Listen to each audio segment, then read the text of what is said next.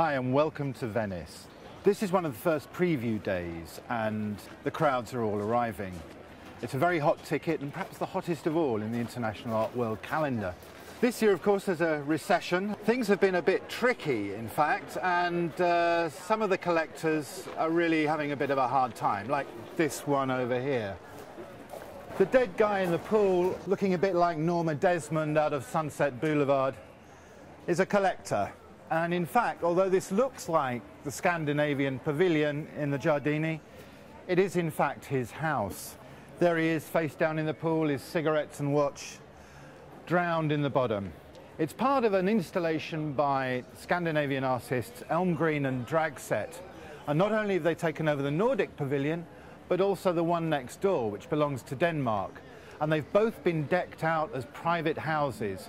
The pool isn't usually here, and the whole thing is an utter fabrication by Elmgreen and Dragset. And it's one of the star events, one of the star turns of the national pavilions in this year's Biennale. We're in the German pavilion, but I'm looking at you through a kitchen hatch, and that's pretty much the exhibition, is kitchen cupboards. In fact, by a British artist, Liam Gillick. The idea of the unit, repetition, the kind of relationship to minimalism, but also to ergonomics, to domestic hygiene, a kind of easier way of life, are all kind of brought together here. Why, you ask, is a British artist in the German pavilion? Well, why not? And I have no problem with Liam Gillick being here, except he is such a dull artist.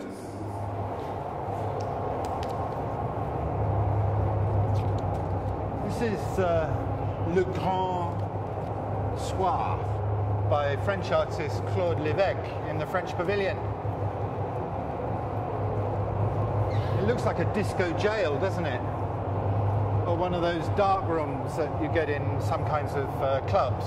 But actually, let's not talk about that. At the four corners of or three of the corners of this space, there are, behind bars, flags flapping in an indoor wind. I think it's got something to do with the French Revolution.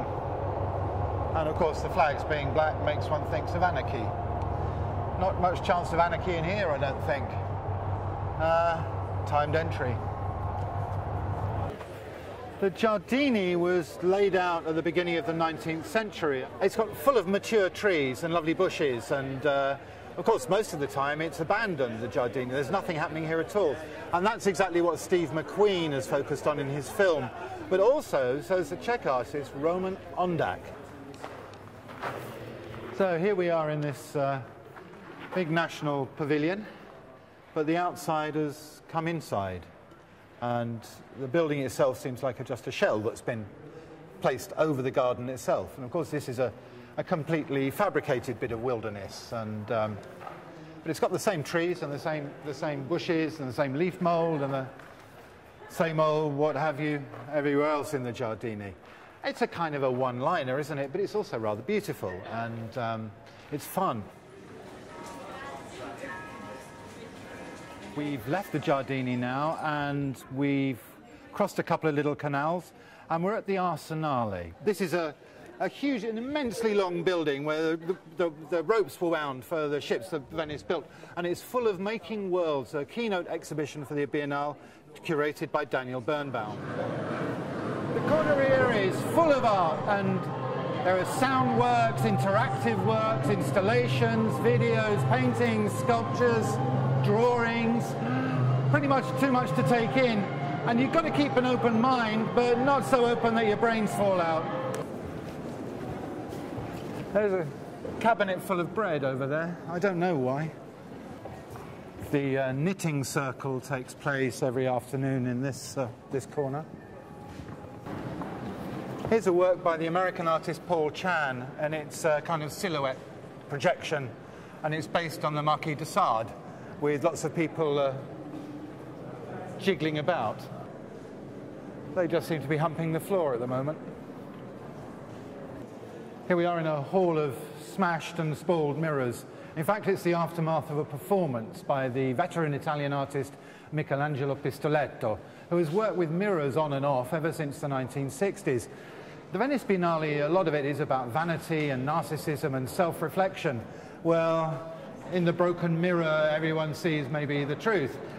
And you also might wonder which side of the looking glass we're on. But this wonderful room of old, broken and wobbly mirrors is a great kind of metaphor for the Biennale as a whole.